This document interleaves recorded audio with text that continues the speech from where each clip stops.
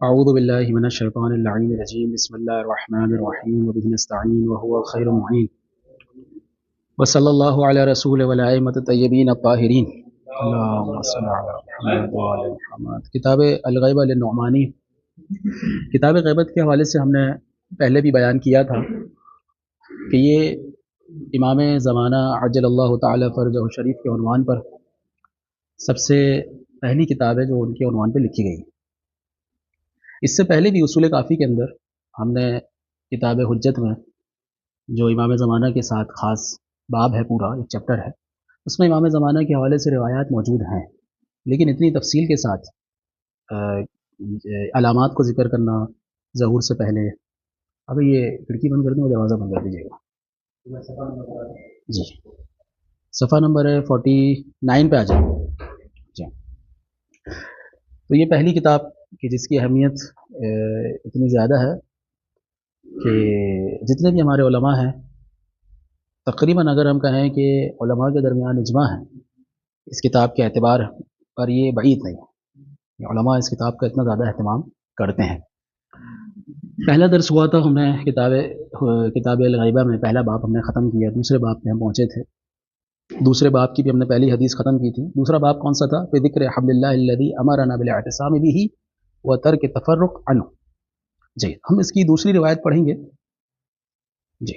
قال علی بن الحسین علیہ السلام کان رسول اللہ صلی اللہ علیہ وآلہ ذات یوم جالسا ومعه اصحابہ فی المسجد۔ اللہ کے رسول ایک مرتبہ، ایک دن جو ہے وہ اپنے اصحاب کے ساتھ مسجد میں بیٹھے ہوئے تھے۔ فقال يطلع علیکم من هذا الباب رجل من اہل الجنہ۔ ابھی کچھ دیر میں یہاں سے ایک شخص آئے گا جو اہل جنت میں سے ہوگا۔ یسأل عما یعنی، اور وہ ایک سوال کرے گا جس کا اس سے مطلب ہے، مراد ہے۔ بعض اوقات انسان سوال کرتا ہے ما لا یعنی، جس کا اس سے کوئی مقصد نہیں ہوتا، اس کا کوئی تعلق نہیں ہوتا، ہر سوال جو ہے وہ انسان کے لیے مفید نہیں ہوتا۔ صحیح۔ فطلع رجل طویل یشبہ برجال مضر۔ رجال مضر آپ لوگوں نے پڑھا ہوگا منتہی الاعمال میں، حضرت عدنان کے بیٹے اللہ کے رسول کے اجداد میں سے ہیں۔ یہ وہ قبیلہ ہے کہ جن سے اللہ کے رسول کے اجداد کا سلسلہ چلا ہے۔ تو ایک شخص آیا کہ جو طویل تھا اور شباہت رکھتا تھا مضر سے، یعنی قبیلہ مضر سے شباہت رکھتا تھا۔ قبیلہ مضر جو ہے یہ وہ قبیلہ ہے کہ جو اپنی بہادری، شجاعت، اپنی جسامت میں کافی معروف تھا، اپنی سخاوت میں کافی معروف تھا۔ فتقدم فسلم علی رسول اللہ وجلس، آگے بڑھا، سلام کیا، آ کے اللہ کے رسول کے محضر میں بیٹھ گیا۔ فقال یا رسول اللہ انی سمعت اللہ عز وجل یقول فیما انزل واعتصموا بحبل اللہ جميعا ولا تفرقوا۔ کہ اللہ کے رسول، میں نے یہ سنا ہے کہ پروردگار عالم نے اپنی اس آیت میں کیا نازل کیا کہ واعتصموا بحبل اللہ، اللہ کی رسی کو تھام لو، جميعا تم سب تھام لو، یعنی کوئی استثناء نہیں ہے کہ فلاں تھامے فلاں نہ تھامے، جميعا تم سب تھامو، ولا تفرقوا، اور تفرقہ نہ کرو، گروہ گروہ میں تقسیم نہ ہو جاؤ۔ فما هذا الحبل الذي امرنا الله بالاعتصام به وان لا نتفرق عنه۔ یہ کون سی رسی ہے کہ جس کے بارے میں خدا نے ہمیں حکم دیا ہے کہ ہم اسے تھام لیں اور آپس میں اختلاف نہ کریں۔ فأطرق رسول اللہ صلی اللہ علیہ وآلہ ملیا ثم رفع رأسه وأشار بيده إلى علی بن ابی طالب۔ اللہ کے رسول نے تھوڑی دیر کے لیے سر کو جھکایا اور پھر سر بلند کر کے کیا کہا؟ اشارہ کر کے کہا یہ علی بن ابی طالب ہے۔ آپ نے نوٹ کیا ہوگا اس سے پہلے والی جو روایت تھی اس میں اللہ کے رسول نے حبل اللہ کو بتانے کے لیے جنب اللہ بھی بیان کر دیا، وسیع رسول اللہ بھی بیان کر دیا، اور امام مولا امیر کے جو ہے وہ دیگر جو صفات قرآن کے اندر موجود ہیں انہیں بھی اللہ کے رسول نے ذکر کر دیا۔ لیکن یہاں پر اللہ کے رسول نے سیدھا جواب دیا، پہلے سر کو جھکایا اور سر جھکانے کے بعد جب سر بلند کیا تو فوراً کہا کہ یہ علی بن ابی طالب، یہ حبل اللہ ہے۔ تو آپ فرق دیکھ رہے ہیں، سوال ایک ہی ہے لیکن جواب کیا ہے؟ ایک جگہ مختصر ہے اور ایک جگہ کیا ہے؟ مطول ہے، تفصیل کے ساتھ۔ مسئلہ سوال میں نہیں ہے، مسئلہ سائل میں ہے۔ میری بات سمجھ رہے ہیں سب؟ اگر سائل سمجھدار ہو، سمجھنے والا ہو، قبول کرنے والا ہو تو صاحب مختصر جواب بھی دے دیں گے تو معاملہ ختم ہو جائے گا۔ لیکن اگر سائل معاند ہو، وہ توجیحات نکالنے والا ہو، تو پھر آپ کو ضرورت پڑتی ہے کہ اپنے جواب تک پہنچنے کے لیے ایک بڑا سا مقدمہ آپ بنائیں، اور اس مقدمے کے بعد آپ جواب دیں کہ یہ میرا جواب ہے کہ نہیں آگے سر؟ تو یہاں آپ ذرا نوٹ کریں گے، فَأَطْرَقَ رسول اللہ مَلِيًّا، اللہ کے رسول نے تھوڑی دیر کے لیے اپنے سر کو جھکایا، سمجھ رہے ہیں جی؟ وقال هذا حبل الله الذي من تمسك به عصم به في دنیا، کہ یہ اللہ کی وہ رسی ہے جسے جو تھام لے وہ دنیا میں کیا ہو جائے گا؟ عاصم به فی دنیا، اپنی دنیا میں محفوظ ہو جائے گا، دنیا میں گمراہ نہیں ہوگا۔ وَلَمْ يَضُلْ بِهِ فِي آخرت، اور آخرت میں بھی گمراہ نہیں ہوگا، یعنی اس کی دنیا بھی محفوظ ہو جائے گی اور آخرت بھی محفوظ ہو جائے گی۔ اب دیکھیں اس شخص نے کیا کیا، فَوَثَبَ الرَّجُلُ إِلَىٰ عَلِيٍّ، وثبہ کہتے ہیں کہ ایک دم سے کھڑا ہوا اور جا کے لپٹ گیا، صحیح ہے، فَاحْتَضَنَهُ مِنْ وَرَاءِ ظَهْرِهِ، پیچھے سے پکڑ لیا، وَهُوَ يَقُولُ اعْتَصَمْتُ بِحَبْلِ اللَّهِ وَبِحَبْلِ رَسُولِهِ، پکڑ لیا ہے میں نے اللہ کی رسی کو ہی پکڑ لیا ہے اور اللہ کے رسول کی رسی کو ہی پکڑ لیا۔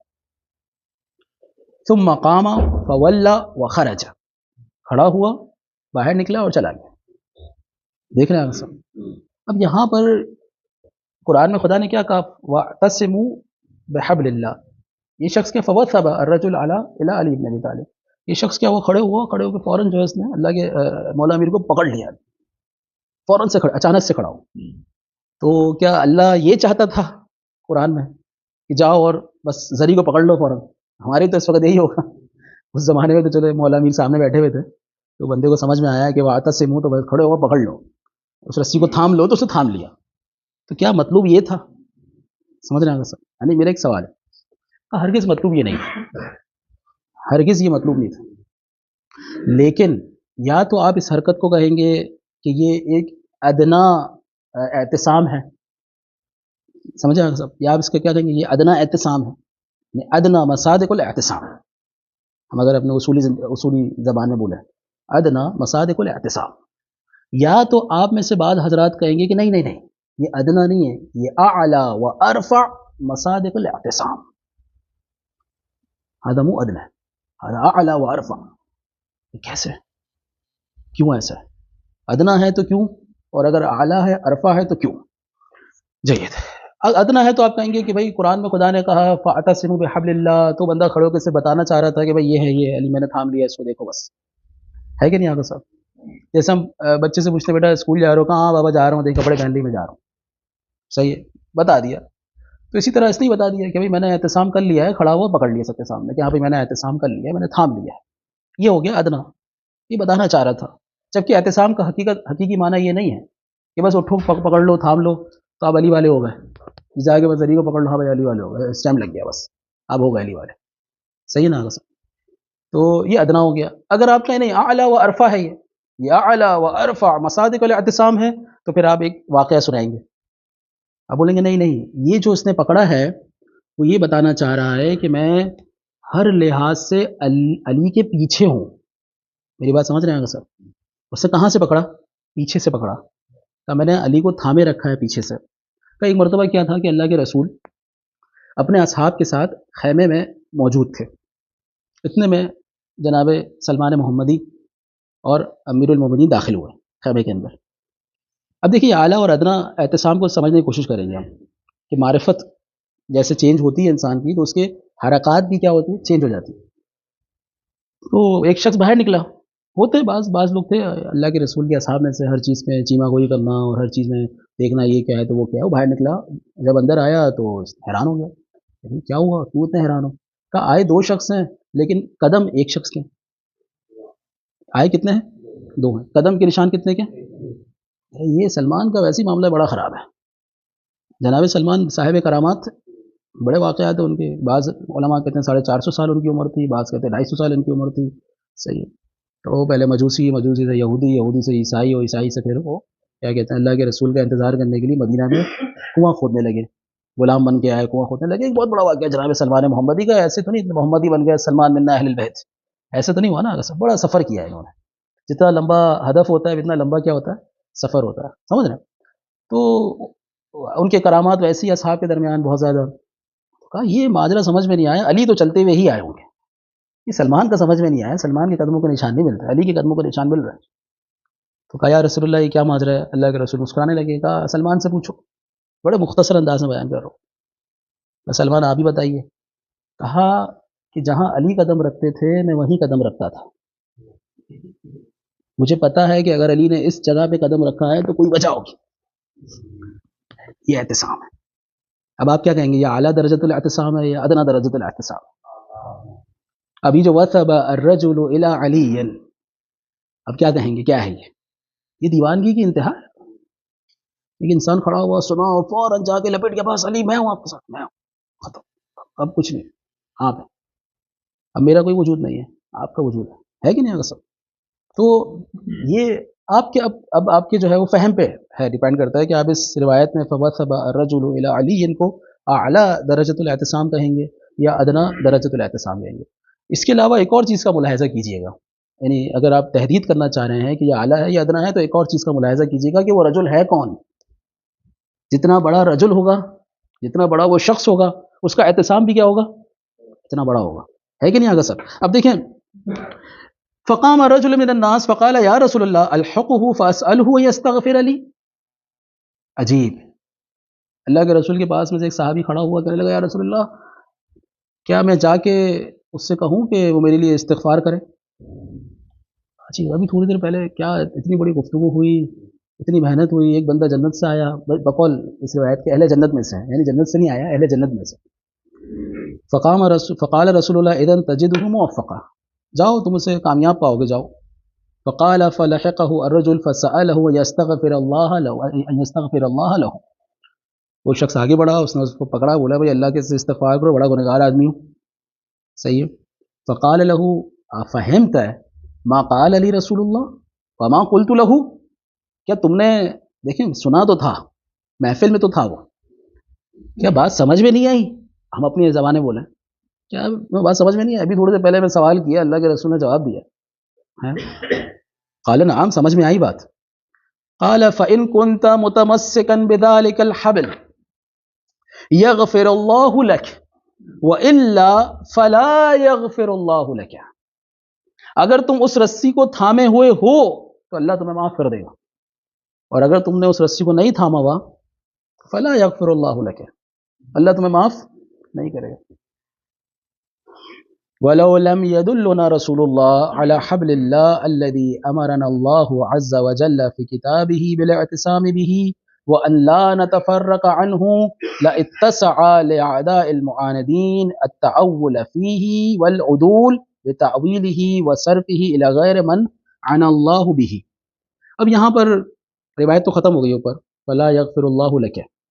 اب اس کے بعد جو ہے وہ اب ایک حاشیہ ایک طرح سے لگایا جا رہا ہے کہ اگر اللہ کے رسول نہ بتاتے کہ حبل اللہ کون ہے، کہ اللہ نے کس کا حکم دیا ہے اس کتاب میں فاعتصموا بحبل اللہ، اور وَأَن لَا نَتَفَرَّقَ عَنْهُ، اور نہ ہمیں حکم دیتے کہ بھئی ان سے دور نہ ہونا، تفرق نہ کرنا.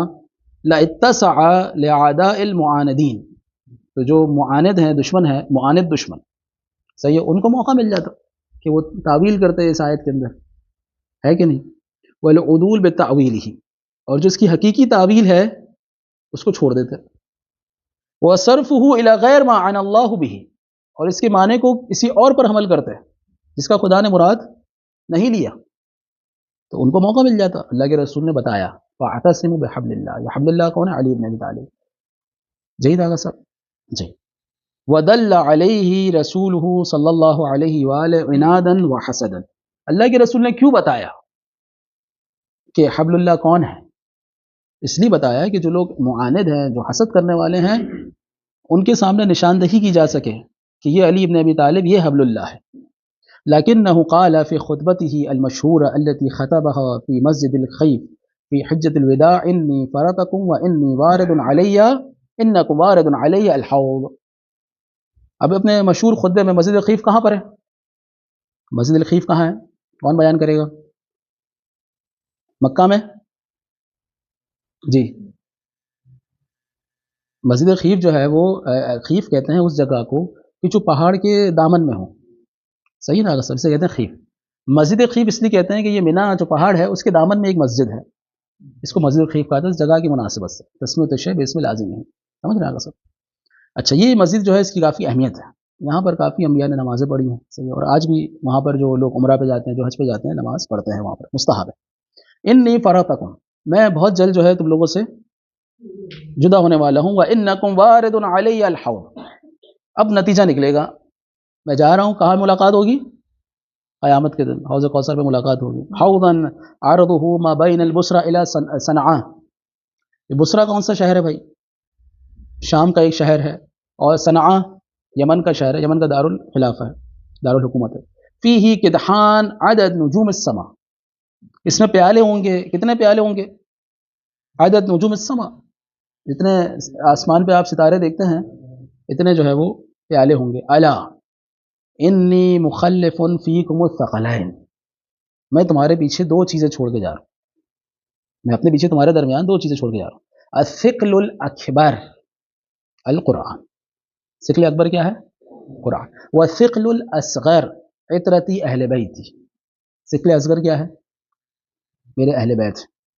فہما حبل اللہ ممدود بینکم وبین اللہ عز وجل، یہ کیا ہے؟ اللہ کی رسی ہے، دونوں کی دونوں اللہ کی رسی ہیں جو تمہارے اور اللہ کے درمیان ایک طرح سے واسطہ ہے، ممدود ہے، پھیلی ہوئی ہے، ایک کونے کو دوسرے کونے سے کیا کرتی ہے؟ جوڑتی ہے۔ ما ان تمسکتم به لم تضلوا سبب منہ بید اللہ و سبب بیدکم، صحیح ہے، ایک طرف جو ہے ایک اللہ کی جانب ہے اور ایک کس کی جانب ہے؟ تمہاری جانب ہے۔ دوسری روایت میں کیا؟ طرف بید اللہ۔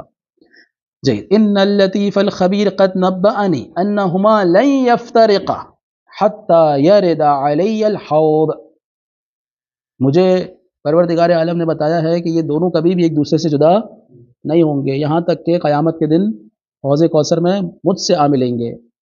کا اصبعی ہاتین، ان دو انگلیوں کی طرح، یہ دو انگلیاں اللہ کے رسول نے جو ہے وہ توڑی۔ جمع بین سبابتین ولا اقول كهاتين وجمع بين السبابة والوسطى فتفضل هذه على هذه، یعنی اس طرح نہیں ہے، اس طرح نہیں پہنچیں گے، یہ دونوں چیزیں اس طرح پہنچیں گے، قرآن اور اہل بیت، سمجھ رہے ہیں؟ اگر اس طرح کہیں گے تو ایک چیز آگے نکل جائے گی، پہلے پہنچے گی، دوسری چیز کیا بعد میں پہنچے گی، نہیں، اس طرح پہنچے دونوں چیزیں، قرآن اور اہل بیت۔ اس کے بعد والی روایت ہے فإن القرآن مع العطرة والعطرة مع القرآن، قرآن عطرت کے ساتھ ہے اور عطرت قرآن کے ساتھ۔ وہما حبل اللہ المتین لا یفترقان کما قال رسول اللہ وفی ذلک دلیل لمن فتح اللہ مسامع قلبہ، یہ دلیل کس کے لیے ہے؟ کہ جس کے دلوں کے یعنی ہم کہتے دل بند نہیں ہے، دل سن سکتے ہیں، ضمیر جھاگے ہوئے ہیں، میری بات سمجھ رہے ہیں آگے صاحب؟ وَمَنَحَهُ حُسْنَ الْبَصِيرَةِ فِي دِينِهِ، حسن البصیرہ کس چیز کا دین میں ہے؟ حسن البصیرہ کسے بولتے ہیں؟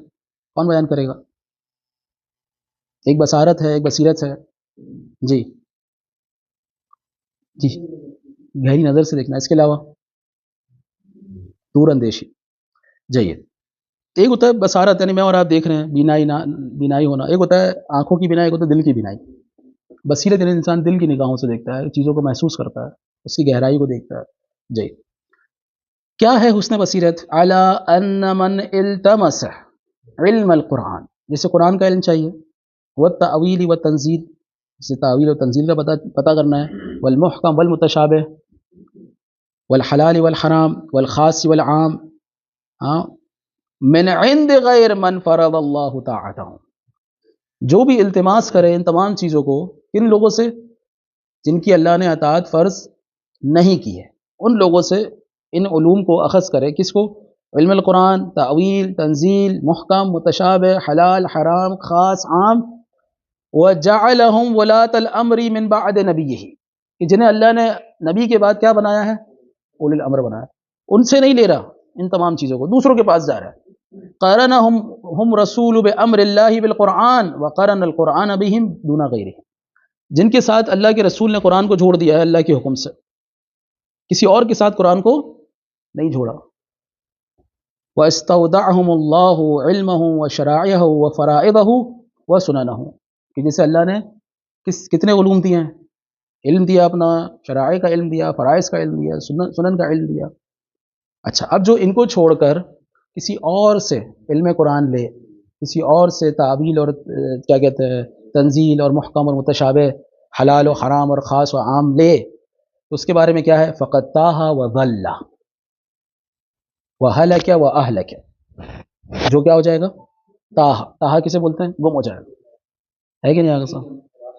راستے سے بھٹک جانا. ضل گمراہ ہو جانا، وہ ہلک ہلاک ہو جانا، وہ اہلک اور دوسروں کو بھی ہلاک کرے گا. خود تو ہلاک ہو جائے گا اس دنیا اور آخرت میں، مگر دوسروں کو بھی ہلاک کرے گا. وَالْعِتْرَةُ هُمُ الَّذِينَ ضَرَبَ بِهِمُ الرَّسُولُ اللَّهِ صلی اللہ علیہ وآلہ مثلا لِأُمَّتِهِ فقال مثل أهل بيتي فيكم كمثل سفينة نوح من ركبها نجا ومن تخلف عنها غرق. میرے اہل بیت کی مثال تم لوگوں کے درمیان سفینہ نوح کی مانند ہے، جو اس میں سوار ہو جائے گا وہ کامیاب ہو جائے گا، نجات پا جائے گا، اور جو اس میں سوار نہیں ہوگا وہ غرق ہو جائے گا. اچھا طوفان کہاں ہے؟ سفینہ نوح ہو گیا. اللہ کے رسول نے کیا کہا کہ میرے اہل بیت کی مثال کیا ہے؟ سفینہ نوح کی مانند ہے. تو یہاں پر طوفان نظر نہیں آ رہا. سفینہ نوح میں کیا ہوا تھا کہ طوفان آیا تھا پوری دنیا میں. اب جو اس کشتی میں سوار تھا بس وہی زندہ ہے، اور جو اس کشتی میں سوار نہیں تھا اس کا مطلب آپ انا للہ پڑھ دیں اس کے لیے. ایسا ہے کہ نہیں آگے سب؟ اب اس زمانے میں طوفان کہاں ہے؟ یہاں تو بہت گرمی ہو رہی ہے، آج موسم بھی چینج ہو گیا. جہالت کا، گمراہی کا، ظلم کا، یہ سارے طوفان. اچھا تو پھر اس میں من رکبہا کیوں کہا؟ کہہ دیتے کمثل سفینۃ نوح. من رکبہا سمجھ میں نہیں آیا کہ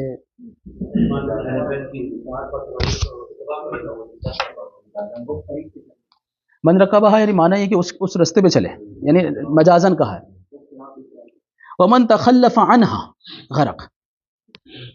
اصل میں ماجرا کیا ہے؟ ماجرا یہ ہے کہ 950 سال لگ گئے ایک کشتی کو بنانے میں. سمجھ رہا سب؟ 950 سال لگے.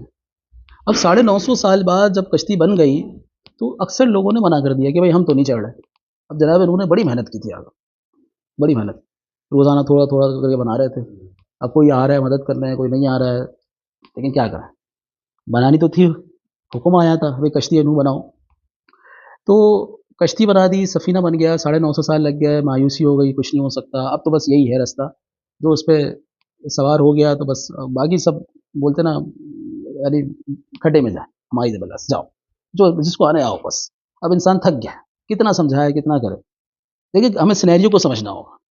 آپ لوگوں نے جو باتیں بتائی ہے وہ حقیقتاً صحیح ہے، لیکن تھوڑا سینیریو کو سمجھیں کہ معاملہ تھا کیا اس زمانے میں، کہ سفینہ نوح کے پیچھے اسٹوری ہے کیا پوری. سمجھ رہے ہیں اگر سب؟ ایک بندہ روزانہ کھڑا ہو رہا ہے. اب مثلا آپ کسی گاؤں میں ہیں، کسی شہر میں ہیں، روزانہ تبلیغ کر رہے ہیں، روزانہ لوگ آپ کا انکار کر رہے ہیں، پھر تبلیغ، پھر انکار، پھر تبلیغ، پھر انکار. ایک وقت آئے گا بولیں گے بھائی اس شہر کو چھوڑ کسی اور جگہ چلے جائیں. یہ لوگ میری سننے والے نہیں ہیں، ہے کہ نہیں آگے سب؟ لیکن جناب نوح علیہ السلام نے کتنے سال؟ 950 سال. بہت بڑی بات.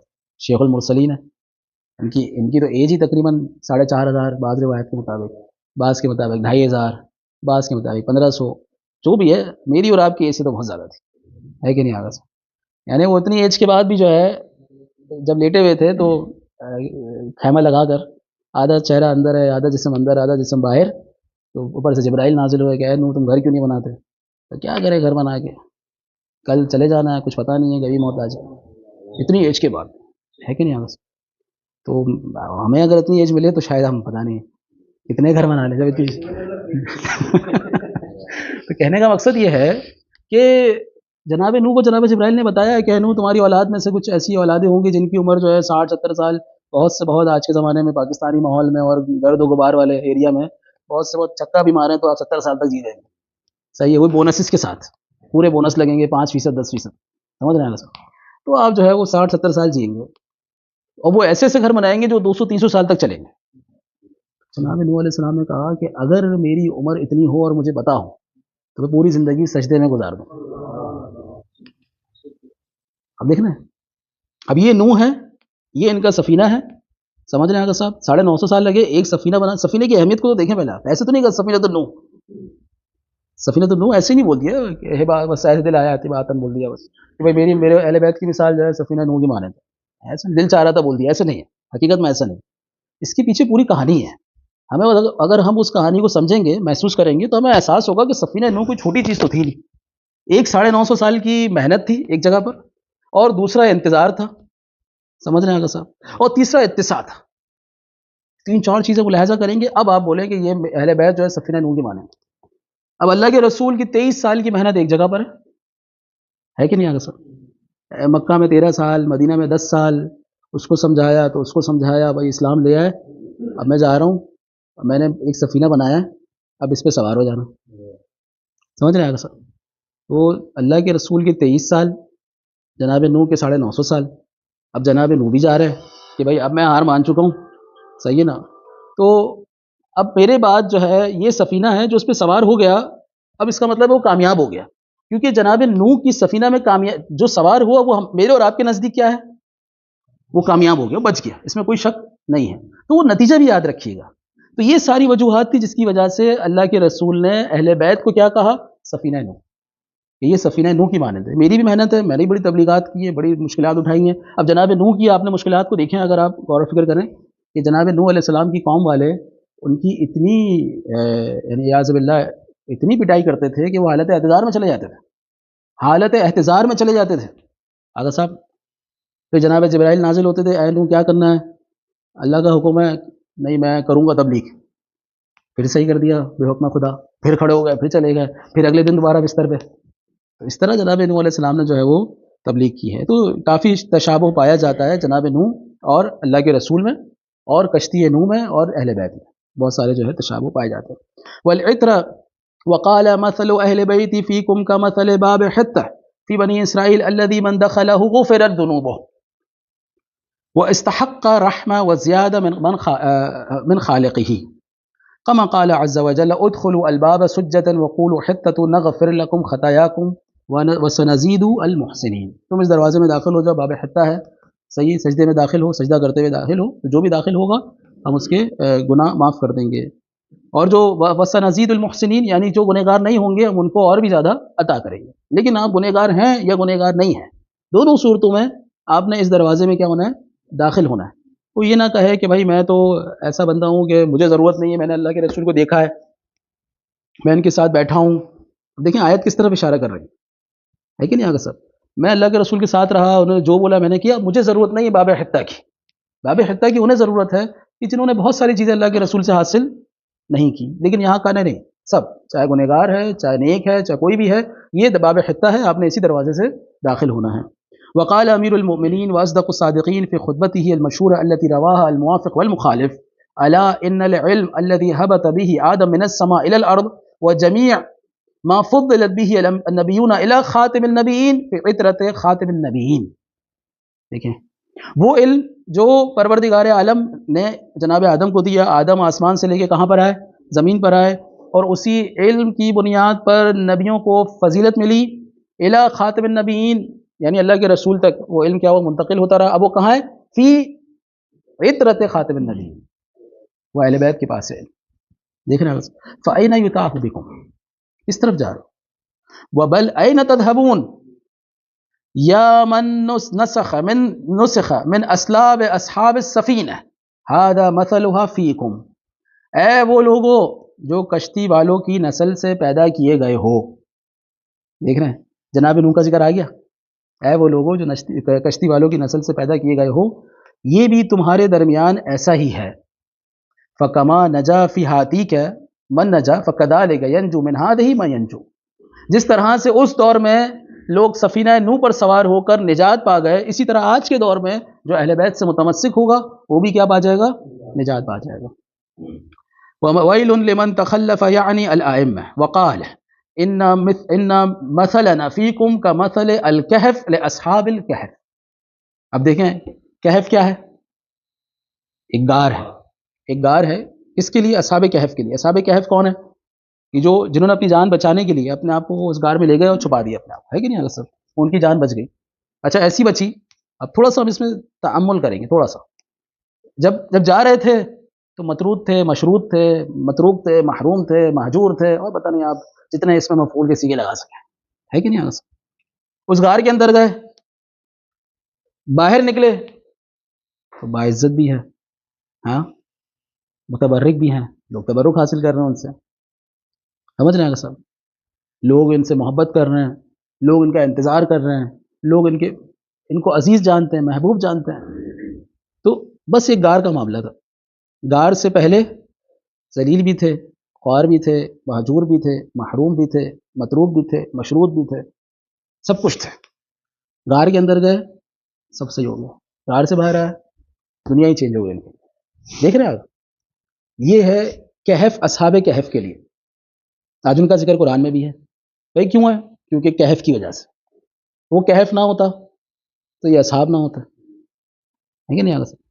تو اس لیے امام فرماتے ہیں کہ ان مثلنا فیکم کمثل الکہف لاصحاب الکہف، یہ جو اصحاب کہف کو اتنی عظمت اور عزت اور اتنی رفعت اور اتنی سمعت اور اتنی یہ سب کچھ جو ملا ہے، کس کی وجہ سے ملا ہے؟ کہف کی وجہ سے۔ آپ کہف ہٹا دیں، کون جانتا ہے ان کو؟ کس کے کون ذکر کرے گا؟ خدا بھی ذکر نہیں کرے، خدا تو کوئی ہمیں اور آپ بھی ذکر نہیں کریں، خدا تو کچھ ہے کہ نہیں آگے سب؟ تو اس کہف نے ان کو اصحاب کہف بنایا، اور ان اصحاب کہف کا ذکر آج تک میں اور آپ کر رہے ہیں۔ امام زمانہ کے ظہور کے بعد یہ لوگ بھی آ جائیں گے، یعنی یہ کہف کہاں سے کہاں ان کو پہنچا گیا۔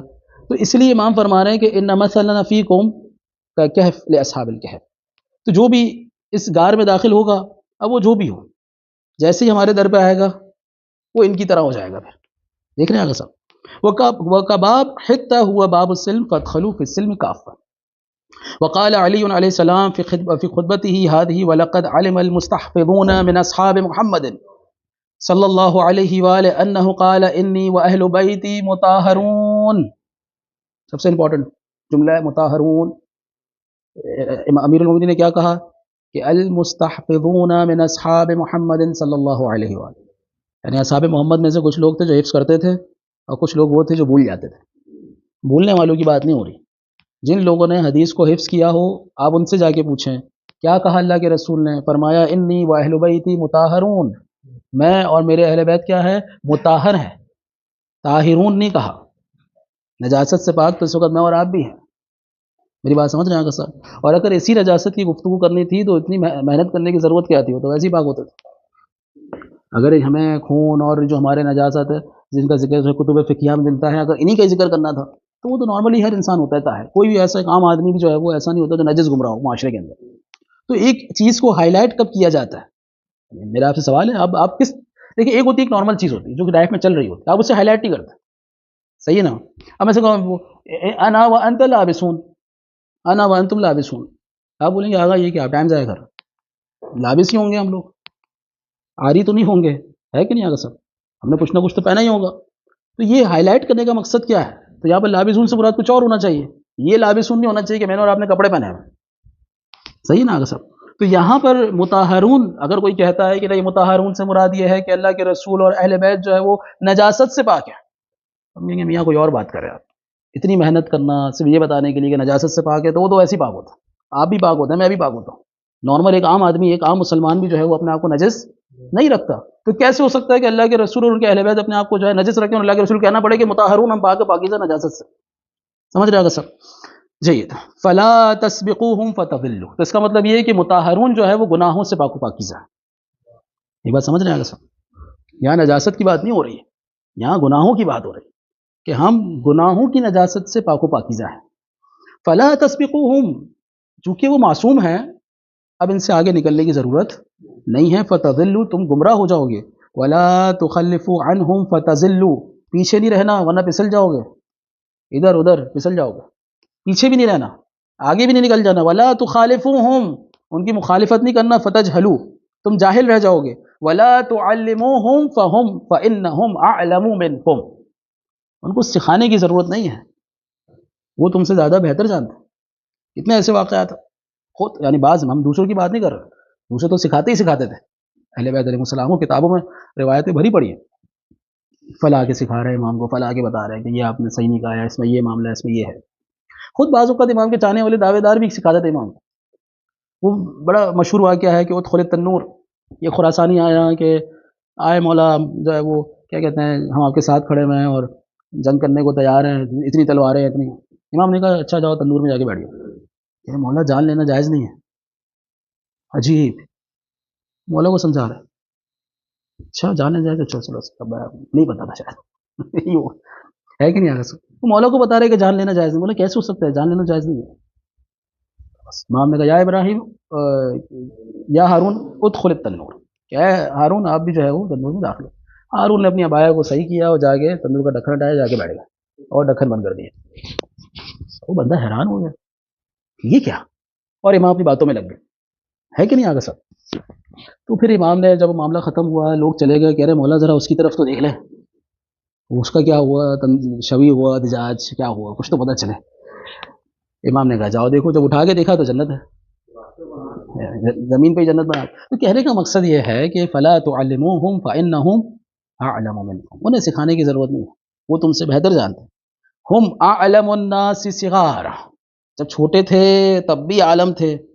واعلم الناس کبارا، بڑے ہونے کے بعد بھی کیا ہے، وہی عالم ہے.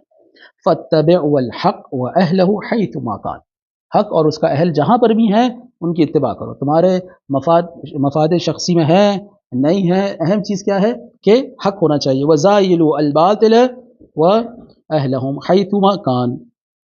فترك الناس من هذه صفتهم وهذا المدح فيه وهذا الندب إليهم وضربوا عنهم صفحا وطووا دونهم كشحا واتخذوا أمر رسول الله هزوا وجعلوا كلامه لغوا.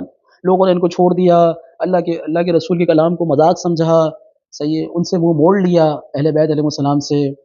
اور فرفضوا من فرض اللہ تعالی علی لسان نبیہ طاعته، اور ان کو رفض کر دیا، انکار کر دیا، ان کا ریجیکٹ کر دیا ان کو، کہ جن کی اطاعت کا حکم کس نے دیا تھا، اللہ نے دیا تھا. ومسألته والاقتباس عنه بقوله فاسألوا أهل الذکر ان کنتم لا تعلمون. امام فرماتے ہیں نحن اہل الذکر، ہم اہل ذکر. اللہ کے رسول کا ایک نام ذکر ہے قرآن کے اندر، سمجھ رہے ہیں بس. وقوله اطیعوا اللہ واطیعوا الرسول واولی الامر منکم. ودل رسول اللہ صلی اللہ علیہ وآلہ علی النجاة في التمسك به والعمل بقوله والتسلیم لأمره والتعلیم منه استداء بنور فادعوا ذلك لسواهم. یہ جتنی چیزیں تھیں جو اہل بیت کے ساتھ خاص تھی، ان لوگوں نے کیا کیا، اسے کسی اور کے ساتھ منسوب کر دیا. وعدلوا عنهم الى غیرهم، ان کو چھوڑ کے کسی اور کے پاس چلے گئے. ورضوا به بدلا منهم وقد ابعدهم اللہ عن العلم. اب نتیجہ کیا نکلا کہ خدا نے ان کو علم سے دور کر دیا. وَتَأَوَّلَ كُلٌّ لِنَفْسِهِ هَوَا، اور ہر ایک اپنے نفس کی خواہش کے مطابق تعویل کرنے لگا.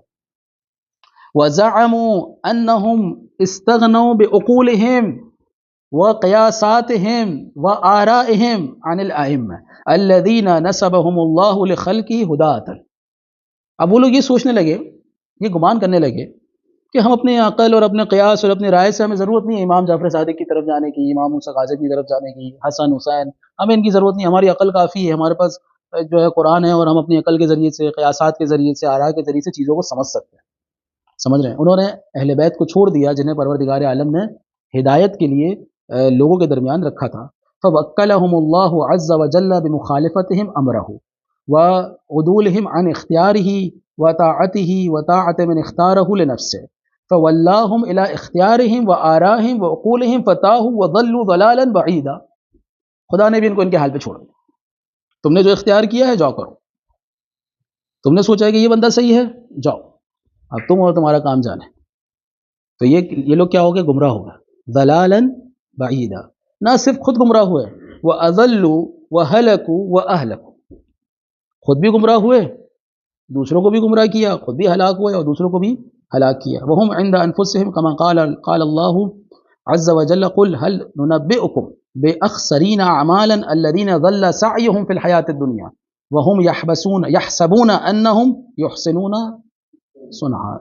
اعاذ باللہ.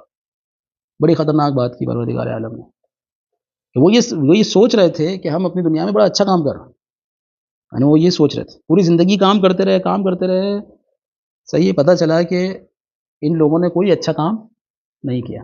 سب سے زیادہ خسارے میں یہ لوگ ہوں گے کہ جنہوں نے اپنی پوری زندگی جو ہے وہ حتى كأن الناس ما سمعوا قول الله عز وجل في كتابه حكاية لقول الظالمين من هذه الأمة في يوم القيامة عند ندبهم على فعلهم بعترة نبيهم وكتاب ربهم حيث يقول ويوم يعض الظالم على يديه ويقول يا ليتني اتخذت مع الرسول سبیلا. قیامت کے دن گویا کہ ان لوگوں نے یہ باتیں نہیں سنی قرآن میں کیا لکھا ہوا، ان لوگوں نے اہل بیت کو چھوڑ دیا لیکن اس آیت کو نظر انداز کر دیا. قیامت میں یہ کیا کہے گا، ظالم کیا کہے گا، یا لیتنی اتخذت مع الرسول سبیلا، کہ کاش میں اللہ کے رسول کے ساتھ اس سبیل کو بھی اپنا لیتا.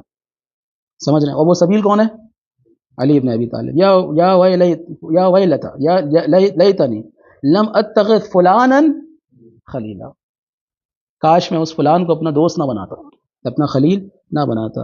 والحمد للہ رب العالمین.